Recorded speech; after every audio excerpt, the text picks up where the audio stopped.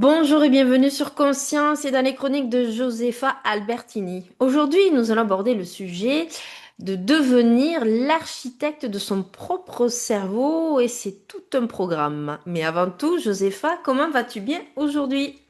Pleine forme, Sophie. Et toi aussi, je le devine au son de ta voix. C'est ça, c'est... Alors, avec des mots simples, comment expliques-tu que rien n'est figé dans le cerveau et que chacun peut créer de nouveaux chemins neuronaux? En fait, c'est une idée reçue tenace, hein, de croire que notre cerveau est câblé une fois pour toutes à l'âge adulte. En fait, en réalité, c'est tout le contraire. Notre cerveau, c'est une matière vivante, malléable, un peu comme une pâte à modeler ou un jardin en constante évolution, en fait. Alors, comment on peut comprendre ce phénomène fascinant? Tu as le concept de la forêt vierge. Alors, je m'explique. T'imagines que notre cerveau, c'est une forêt dense. D'accord? Et pour passer un point A à un point B, ben, on utilise toujours les mêmes sentiers qui sont déjà tracés, les habitudes. Plus on emprunte le même chemin, c'est-à-dire plus on emprunte une habitude, une pensée récurrente, plus le sentier ben, il devient large, dégagé et facile à suivre. Une autoroute neuronale, oui, une autoroute neuronale. Le changement, lui, si on décide d'apprendre une nouvelle langue ou de changer, je sais pas, une habitude, ben, c'est comme si on devait, dans cette forêt vierge, s'engager dans des herbes hautes, enfin, voilà, rien d'aménagé, c'est vraiment la jungle en quelque sorte.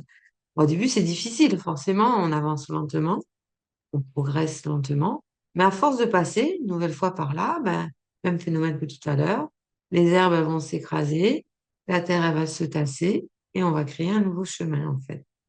Donc, c'est vraiment les, les deux mécanismes clés en quelque sorte.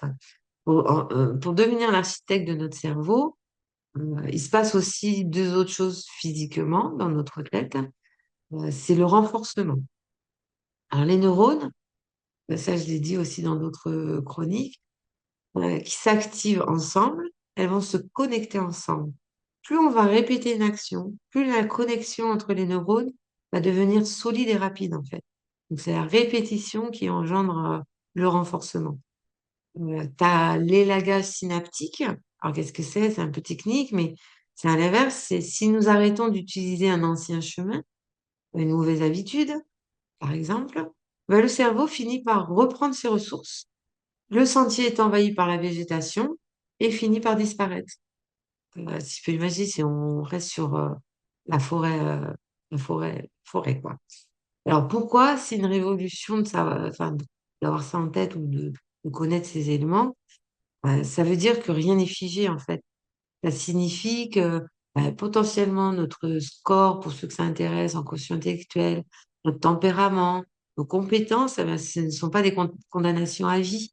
En fait, notre cerveau, il se contente pas de stocker les informations, hein. Il se reconfigure physiquement en fonction de chaque expérience, de chaque moment ou ouais, l'expérience vécue, en fait. Chaque nouvelle pensée, donc, chaque nouvelle action, c'est un coup de pioche, entre guillemets, qui dessine une nouvelle architecture de notre esprit. Donc, on se rend compte que le cerveau, il est malléable et on peut le faire, ouais, accroître nos connaissances, changer du tout au tout au long de notre vie, en fait. Quel rôle joue la kinésiologie dans l'activation de cette plasticité, notamment chez les personnes qui se sentent bloquées? Voilà, la kinésiologie, comme je l'ai expliqué, elle part d'un postulat simple, hein, le corps, il garde tout en mémoire. Tout ce que le cerveau n'a pas réussi, lui, à digérer. Quand une personne se sent bloquée, hein, ça peut être par un stress, une chronique, une phobie, euh, euh, un sentiment d'incapacité, que sais-je. C'est souvent parce que son cerveau, en fait, il a créé des courts-circuits de protection qui tournent en boucle. Alors, la kinésiologie, elle va agir comme un levier, en fait, pour déverrouiller la neuroplasticité. Alors, comment? En fait, on va lever le verrou du stress, l'amygdale, hein, j'en ai parlé également.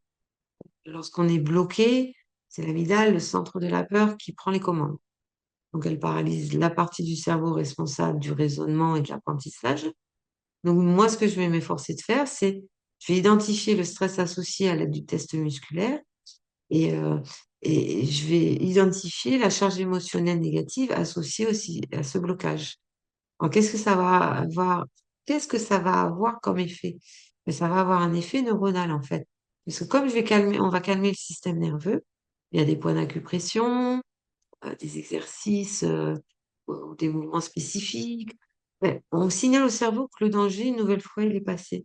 Retour au calme. Et ce que ça va engendrer, ça va réouvrir en fait l'accès aux zones cérébrales capables de créer de nouvelles connexions. Euh, Et en fait, souvent, le blocage, il vient d'une mauvaise communication entre l'hémisphère gauche et l'hémisphère droit. Les mouvements croisés, j'en ai aussi parlé, hein. Ça permet en fait d'effectuer ces mouvements, ça permet de traverser notre ligne médiane. Donc, de la sorte, on oblige les deux hémisphères en quelque sorte à se parler. Euh, Qu'est-ce que ça a comme effet? Ben, ça stimule la création de nouvelles synapses entre les deux côtés du cerveau. Et ces nouvelles créations, ça rend la pensée beaucoup plus fluide et beaucoup moins rigide. Ensuite, la kinésiologie, ça permet de déprogrammer pour reprogrammer.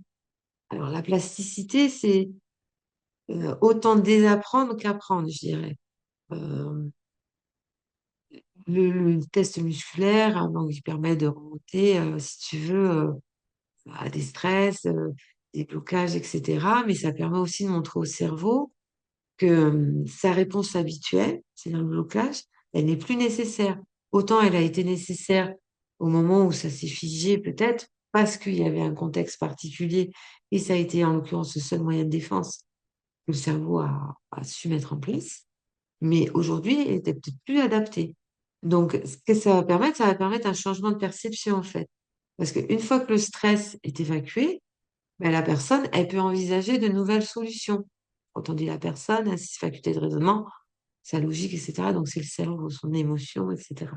Donc, c'est à ce moment précis que la neuroplasticité, en fait, elle va entrer en jeu. Le cerveau il va commencer à tracer de nouveaux chemins, du coup, parce que il est plus fixé dans l'ancien schéma. Euh, et donc, ça va lui permettre de libérer le signal du stress et de se dire, bah, pourquoi pas ce nouveau chemin? Puisque là, il n'y a pas de stress, il n'y a rien d'engrammé, et c'est à lui de créer sa nouvelle cartographie, entre guillemets, si je peux dire comme ça. Donc, en résumé, je dirais que la kinésiologie, elle prépare le terrain. C'est-à-dire que si notre cerveau, on l'image, c'est un jardin, eh ben, le blocage, on va dire que c'est un énorme rocher qui empêche de soit tracer de nouveaux sentiers, soit de pousser de nouvelles plantes ou de plus sèches. Donc, en fait, la kinésiologie, elle ne trace pas le chemin à notre place, hein. Il faut vraiment que la personne, elle ait la volonté, elle soit déterminée à vouloir changer. Mais la kinésiologie, elle va aider à déplacer le rocher. Une fois que ben, l'espace est libéré, ben, la neuroplasticité naturelle peut enfin reprendre son travail de construction. Quel type de changement observes-tu lorsqu'une personne commence réellement à remodeler ses circuits internes? En fait, lorsqu'une personne ou un consultant commence vraiment à transformer ses circuits internes, le changement n'est pas seulement dans la tête, dans sa tête, hein. Ça devient vraiment visible dans la structure même de sa vie. C'est un passage de mode réaction, c'est-à-dire qu'il subissait les situations, il subissait ses émotions, au mode action, c'est-à-dire il fait le choix, face à cette situation, je fais le choix d'agir de la sorte. Face à cette émotion, je fais le choix de l'accueillir et de la vivre. Je la refoule plus. Il y a 4 changements concrets, je dirais, qu'on peut observer. C'est la baisse, pardon, de la réactivité émotionnelle. C'est souvent le premier signe prégnant, je dirais. Euh, C'est-à-dire le délai de grâce, entre guillemets, entre un événement stressant et notre réaction, il va s'allonger. C'est-à-dire qu'on va plus être en mode réaction. on va avoir vraiment le temps d'assimiler, d'accueillir et de faire ensuite le choix d'agir ou de communiquer de la sorte.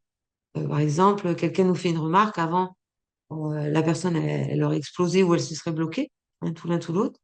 Et bien là, après, on ressent l'émotion. Bon, alors, l'agacement est toujours présent, mais l'espace mental est maintenant suffisamment aussi disponible pour décider comment répondre. C'est le signe en fait que le cortex préfrontal, hein, le commandant de bord ou le sage, le raisonné, a repris le dessus sur l'amygdale et l'alarme, la peur, etc. Et on a aussi la sensation d'une fluidité mentale. Avant, les tâches qui demandaient un effort colossal, ben, elles deviennent naturelles. En fait, c'est l'effet de l'autonomisation neuronale, en quelque sorte.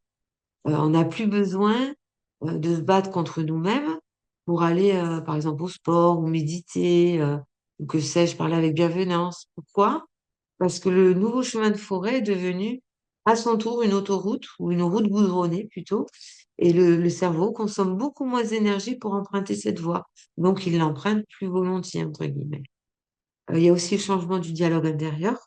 C'est la petite voix hein, qu'on a dans notre tête qui va changer de ton. Ça, c'est une restructuration cognitive profonde. Le signe, c'est, tu vois, on a souvent le pessimisme automatique. Il va être remplacé par une curiosité orientée vers les solutions plutôt. Au lieu de dire, oh non, mais ça sert à rien, je peux pas, ou c'est pas fait pour moi, ben, le cerveau, il va commencer à dire, et donc la petite voix, comment je pourrais faire? Hein. C'est peut-être pas aisé, mais il y a peut-être une solution. Donc physiquement, ça se traduit là aussi, les circuits à nouveau neuronaux, ils sont liés à l'autocritique et vont s'atrophier en fait. Ce que je disais tout à l'heure quand je parlais d'élagage. Tandis que ceux qui sont liés à la résilience, eh ben, ils vont se renforcer.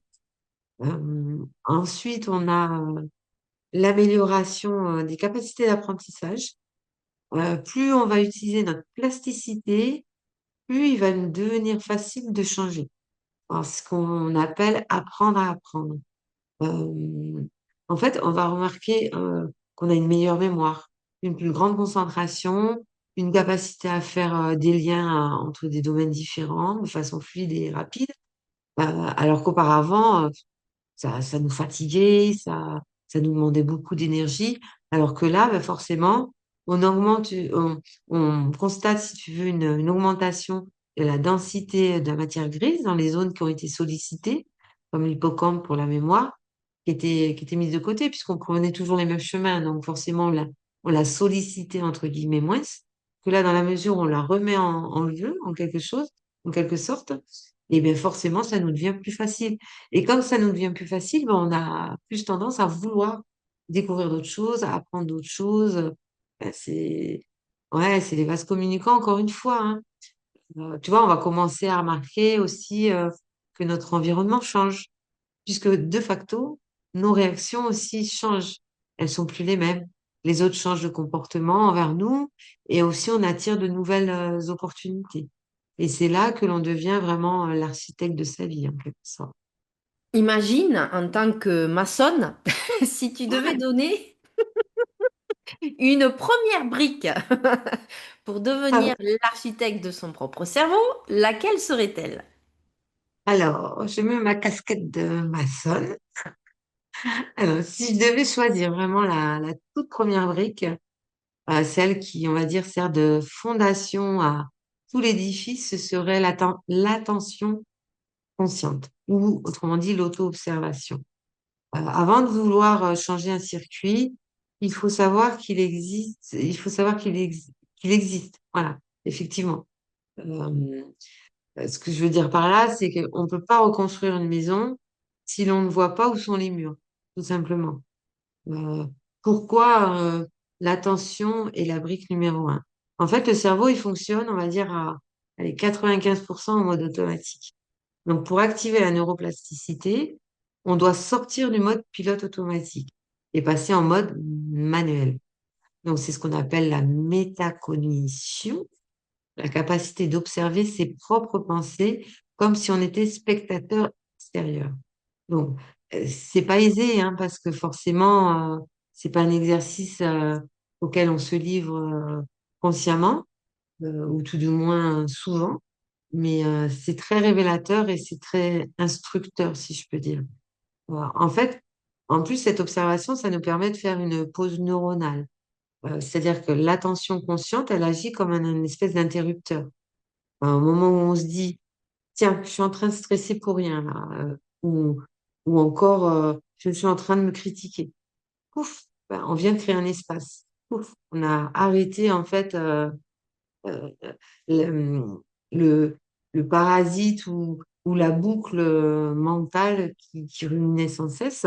Et dans cet espace qu'on vient de créer, ben, l'influx nerveux elle va plus suivre l'autoroute habituelle puisqu'on vient de couper la voie classique, on dirait. Donc, il va s'arrêter un instant où parfois il va se dire, tiens, c'est nouveau. Tu vois, il y a quelque chose de... Donc, ça stoppe. C'est vraiment un stop direct qui permet d'ouvrir d'autres possibilités, un champ des possibles différents. Euh, ensuite, l'auto-observation, ça va éclairer les neurones.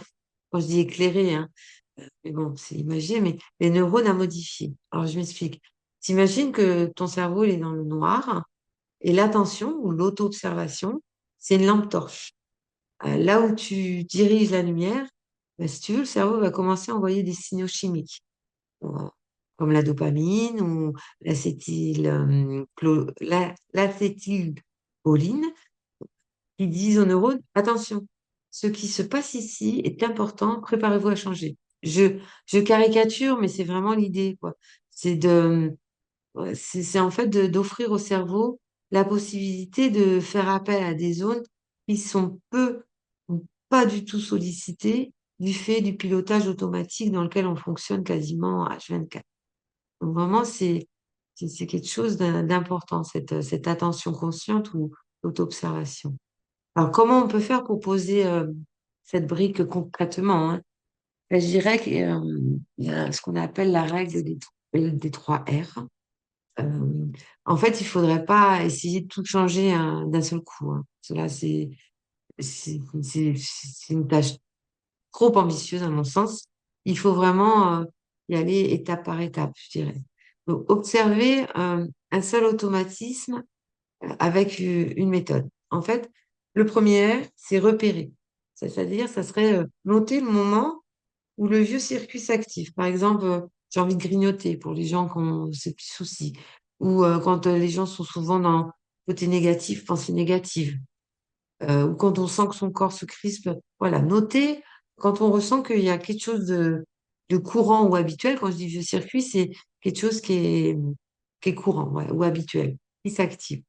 Ensuite, on respire. On prend une seule inspiration profonde. C'est encore une fois, la respiration, c'est un élément majeur, euh, incontournable dans le fait de réguler son système nerveux. Ça coupe le signal de stress et ça empêche le verrouillage du cerveau. Donc, parce que là, si l'ancien circuit, comme je disais, s'active, le cerveau, voilà, il se met en mode survie. Je connais ça, je sais comment il faut agir. Que là, on désactive le mode survie, on empêche le verrouillage du cerveau, donc il est plus ouvert à la réception de nouvelles possibilités ou nouveaux choix. Et ensuite, on recadre. C'est-à-dire qu'on se pose une simple question. Est-ce que cette réaction, elle m'est vraiment utile ici et maintenant? Est-ce que c'est vraiment adapté à ce que je vis? Est-ce que cette pensée, c'est vraiment ça? Et qu'est-ce que ça m'apporte? Ou voilà, est-ce que vraiment quelque chose de nécessaire, je dirais. En fait, voilà, repérer, respirer et recadrer. Alors, qu'est-ce qui va se passer dans notre architecture? En fait, en posant cette brique chaque jour, eh ben, on change pas encore tout le bâtiment, bien entendu, comme je le disais, mais on fragilise le béton des anciens murs, si on reste dans le domaine de la maçonnerie, et on envoie un message clair à notre cerveau, c'est moi maintenant qui décide où circule désormais l'énergie. Donc, il y a des études hein, qui montrent que seulement, on va dire, en seulement 8 semaines d'attention consciente ou d'auto-observation quotidienne, peuvent suffire à modifier physiquement la densité de l'amygdale, donc on se rappelle, hein, ces zones de la peur, et à épaissir le cortex préfrontal. Donc, autrement dit, on réduit cette zone de l'amygdale physiquement, là, et c'est le cortex préfrontal, donc tout ce qui est raisonnement, logique, etc., le maître, le sage et le commandant de bord, qui, lui, par contre, se développe. Donc, 8 semaines, c'est, allez, 2 mois, hein, c'est pas, dans une vie, c'est pas énormissime non plus. Donc, la neuroplasticité, en fait, c'est bien plus qu'un concept scientifique, c'est vraiment une promesse de liberté. Enfin, c'est comme ça qu'il faudrait la voir ou l'appréhender. Parce qu'elle nous apprend qu'on n'est pas le produit fini de notre passé, en fait, ou de nos gènes, ou de nos traumatismes, mais vraiment un chantier permanent, rempli de potentiel et qui suffit vraiment de, de bonifier, en quelque sorte. Ce que je dirais, ce qu'il faut retenir, c'est que la plasticité, c'est notre nature. Donc, notre cerveau est conçu pour changer. Chaque pensée, chaque mouvement, chaque émotion, c'est vraiment une opportunité de remodeler nos circuits. Euh, le corps, hein, c'est la porte d'entrée, à mon sens, hein. Comme, comme on l'a vu avec la kinésio, eh ben, le changement ne passe pas par l'intellect, hein, puisque l'intellect, il va trouver toutes les justifications, toutes les raisons pour rester dans ce qu'il connaît. Mais par contre, passer par le corps et le mouvement, ben, ça permet de lever des verrous que la volonté seule ne peut atteindre. Et en fait, la répétition du ciment, si on reste toujours dans le même domaine, c'est la persévérance en fait douce qui transforme un petit sentier fragile en vraiment une autoroute solide. Le cerveau ne change pas par la force, mais vraiment par la fréquence. L'attention, c'est notre outil, l'auto-observation ou l'attention consciente, hein, parce qu'en restant conscient de nos automatismes, ben, on reprend les commandes de la console et du contrôle. Si j'avais un mot de la fin, entre guillemets, ça serait en fait que changer son cerveau, ça demande de la patience et une grande dose de bienveillance envers soi-même. On ne construit pas une cathédrale en un jour, mais vraiment en posant chaque jour la brique de l'attention ou de l'auto-observation et en osant de nouveaux passages. Et de la sorte, on finira par habiter un esprit beaucoup plus vaste, beaucoup plus calme et beaucoup plus libre. Euh, Là où va l'attention, en fait, bah, l'énergie est cool et les neurones se connectent. Merci à vous de nous avoir suivis. On se retrouve très très bientôt sur Conscience avec de nouvelles chroniques pleines de partage et de bonne humeur. Merci, à bientôt.